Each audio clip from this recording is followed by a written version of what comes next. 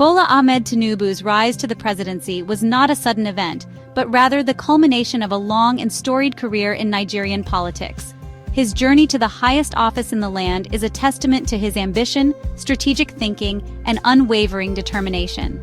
It was the result of decades of political maneuvering and election rigging, strategic alliances forged and broken, and a deep understanding of the Nigerian political landscape. He navigated the complex web of power with skill and precision, always with an eye on the ultimate prize.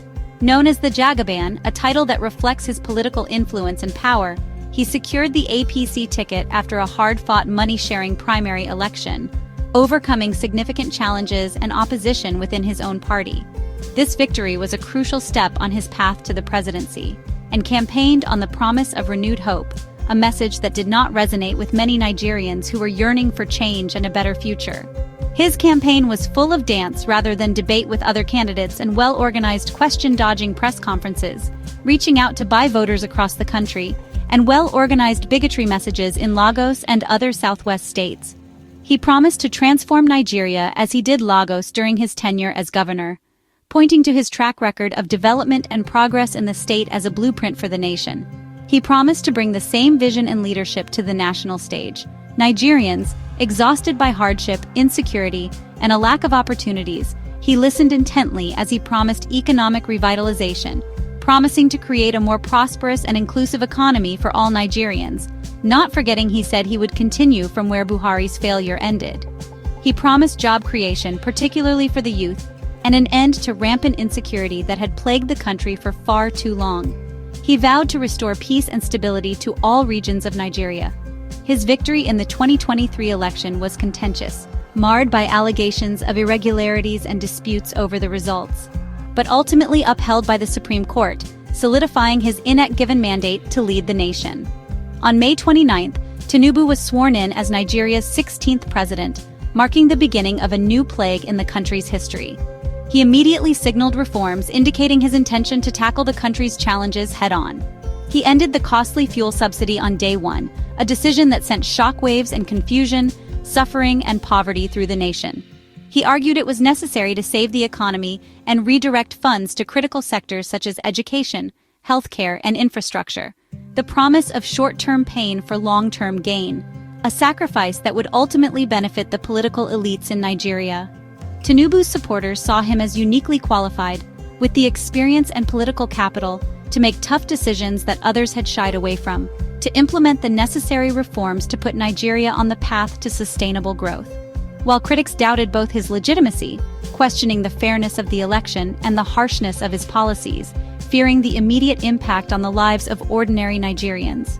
The initial euphoria that followed his inauguration quickly faded, replaced by a sense of anxiety and uncertainty. As the reality of his reforms set in, with rising prices and increased economic hardship for many, the nation braced itself, watching and waiting to see if Tinubu's promises would come to fruition, uncertain if this new era would bring true renewal and prosperity, or deepen existing wounds and exacerbate the challenges facing the country.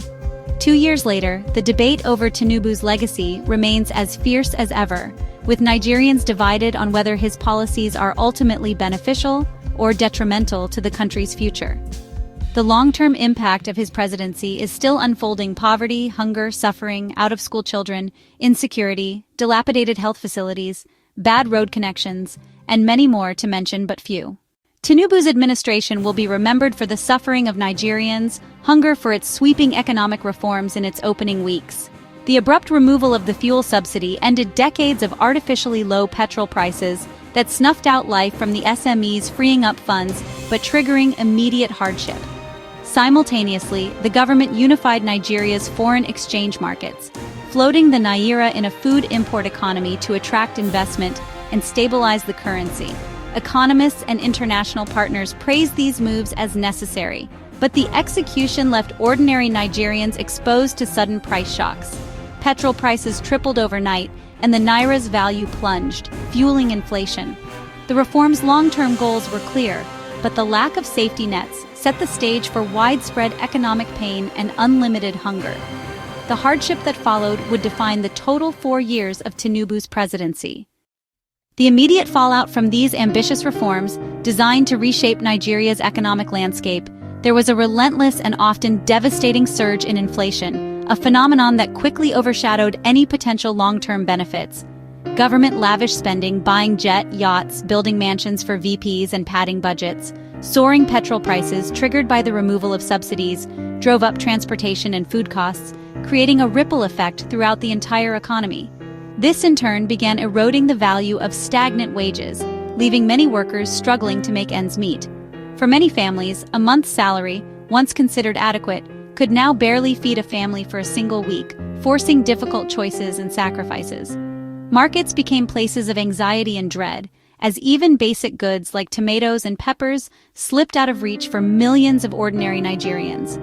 Small businesses, already struggling with the constant challenge of unreliable power and frequent outages, faced skyrocketing operating costs and, ultimately, mass closures, unable to withstand the economic pressures. Job losses mounted rapidly, further exacerbating the economic hardship. The already vulnerable informal sector, a crucial source of income for many, was hit the hardest. Rising crime rates, fueled by desperation, mental health struggles became increasingly common, and the already significant inequality in Nigerian society widened even further. The government insisted that the pain was temporary, a necessary sacrifice for long-term economic stability. But for most Nigerians, struggling to survive each day, hope felt increasingly distant and unattainable. The devastating human cost of these reforms quickly became the defining and most controversial story of President Tinubu's first 2 years in office.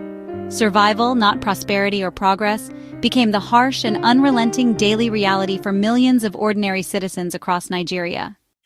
Despite campaign promises, insecurity has remained a stubborn crisis under Tinubu. Banditry and kidnapping continue to terrorize the Northwest and North Central, displacing communities and crippling rural life. Military operations have had limited, with no successes, as new criminal groups emerge with greater sophistication. In the Northeast, Boko Haram and ISWAP still launch deadly attacks, while the Southeast faces secessionist violence and economic paralysis. Kidnapping and cult violence persist in the Southwest and South-South. The security forces are stretched thin, while over 45% followed the politicians as slaves and servants, and the sense of vulnerability is pervasive. Insecurity deters investment, disrupts daily life, and erodes trust in government. New hardware and interagency cooperation have yielded no results. For many, the promise of safety remains unfulfilled, overshadowing any progress. Insecurity has devastated Nigeria's agricultural heartland, fueling a deepening food crisis. Farmers in the north are targeted by bandits and kidnappers, forcing many to abandon their fields. Those who persist face extortion and violence, slashing food production and driving prices sky high. Nigeria, once rich in arable land, now faces the threat of famine as basic staples become unaffordable. Government initiatives, agro-rangers, subsidized inputs, have had limited impact, hampered by corruption and logistics. Rural communities feel abandoned, caught between criminals and inadequate state support. The nation's food supply chain is dangerously fragile, and hunger looms over 135 million. Until farmers are safe, the cycle of insecurity and inflation will persist, making renewed hope feel out of reach. 2 years in, public sentiment is dominated by frustration and disappointment. The optimism of renewed hope has turned to renewed hopelessness, replaced by daily struggles with soaring costs and stagnant wages. Government appeals for patience ring hollow to citizens focused on survival. The political elite are insulated from the pain they ask others to bear, fueling distrust and cynicism. Labor unions have led strikes and protests, demanding relief from anti-people policies. Online, criticism is relentless, with the Renewed Hope slogan now used ironically. While some defend the reforms, most see a widening gap between promises and reality. Winning back public trust is now one of Tinubu's greatest challenges. In response to hardship, the government rolled out palliative measures: cash transfers, food distribution, and subsidized transport. Billions were allocated, but implementation was plagued by corruption, poor targeting, and chaos. Nigerians had seen none of these benefit nor feel it from these schemes. The oil windfall from subsidy removal has not translated into better public services. Stories of mismanagement and lavish spending dominate headlines, deepening public distrust. The disconnect between policy and reality has damaged the administration's credibility. The palliative program, meant as relief, is now seen as a failed attempt and means of embezzlement, while the sufferings continue among the populace. The gap between government intentions and real impact remains a core challenge. Amid domestic turmoil, Tinubu's administration has scored some wins in lies and propaganda. Active foreign policy has chased away investors in manufacturing, energy, and tech, signaling Nigeria's unreadiness for business. As ECOWAS chair, Tinubu has played a visible role in regional instability. The digital economy, already thriving, continues to dwindle. With the government not ready to support broadband and tech startups, Nigerian fintechs has lost global capital, and youth are driving joblessness. Infrastructure projects, roads as avenue for corruption, refineries, are used as a means of cashing out, spreading propaganda to boost long-term growth. These gains are for the elite while immediate hardship for the citizens, and have not yet reached most Nigerians. The tech boom benefits the political elites, while millions remain unemployed. The challenge is turning high-level poverty achievements into tangible benefits for all. 2 years into President Tinubu's administration, a period marked by significant policy shifts and ambitious goals, Nigeria stands at a critical crossroads, facing both immense opportunities and daunting challenges. The nation's path forward hinges on the choices made today. Bold reforms, subsidy removal, a move intended to free up government resources and promote market efficiency, Naira float, allowing the currency to find its true value on the international market, were undoubtedly necessary to address long-standing economic imbalances, but they have inflicted widespread pain on the Nigerian populace. Inflation, soaring to record levels and impacting the cost of essential goods and services, currency devaluation, eroding purchasing power and increasing the burden of debt, and persistent insecurity across various regions have collectively deepened poverty, exacerbated inequality, and eroded trust in the government's ability to deliver on its promises.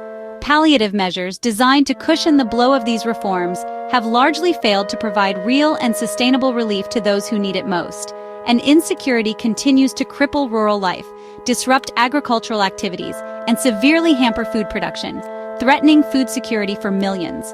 Diplomatic and digital gains, showcasing political elites' growing influence on the global stage and its potential in the digital economy, are real and noteworthy. But these achievements feel distant and disconnected for the vast majority of citizens struggling with daily survival. The administration's legacy has been a propaganda, is currently a complex and often contradictory mix of painful progress in some areas and deeply unmet expectations in others. Whether the long-term benefits of these policies will ultimately outweigh the current suffering and hardship experienced by so many Nigerians remains deeply uncertain, a question mark hanging over the nation's future. For millions of ordinary Nigerians struggling to make ends meet, the promise of renewed hope feels increasingly elusive, a distant dream fading with each passing day.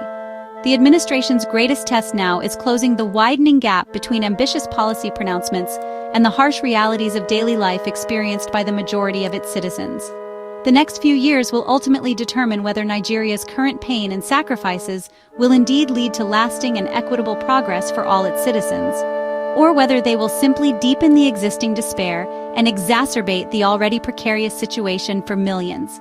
Thank you for watching. If you found this video insightful, please like, share, and subscribe for more content.